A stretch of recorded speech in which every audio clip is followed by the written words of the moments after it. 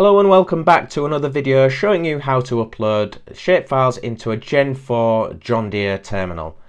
Firstly, plug in your USB stick with your shapefiles formatted into an RX folder. Once we have our USB stick in the side of the terminal, you will see this screen pop up. We then want to press on the import data.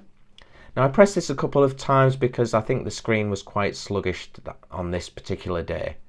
But once we get into there, we want to click on the import from USB device.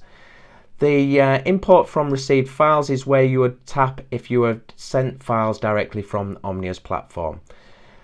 Secondly, click on the Gen 4 unassigned data. This will then bring up the prescriptions. We want to accept that. Then the files are successfully imported. Now we need to launch the files. To do so, we need to click off the Import tab and get back to our main working screen. Now once we're back at this main working screen, we need to click on Setup. Once in Setup, you can see where Target Rate is. We can tap in there and we want to select RX. That will then allow us to select the relevant field that we want to go and apply our prescriptions to. You'll notice from our screen that we have some additional information to put in. Rate will need to be selected. The units will need to be selected. In this instance we're using litres per hectare. Then we're going to start with a no GPS rate, so this is just in case we lose GPS. And then we're going to have an out of field rate just in case we're outside of the prescription boundary. Now the last one is field. Now you can assign the field to the relevant plan, but this is actually optional and I'm faffing around here, so please do disregard that in this instance and click OK to launch that particular plan. That should then give us a preview of the application file. So we just click OK on that.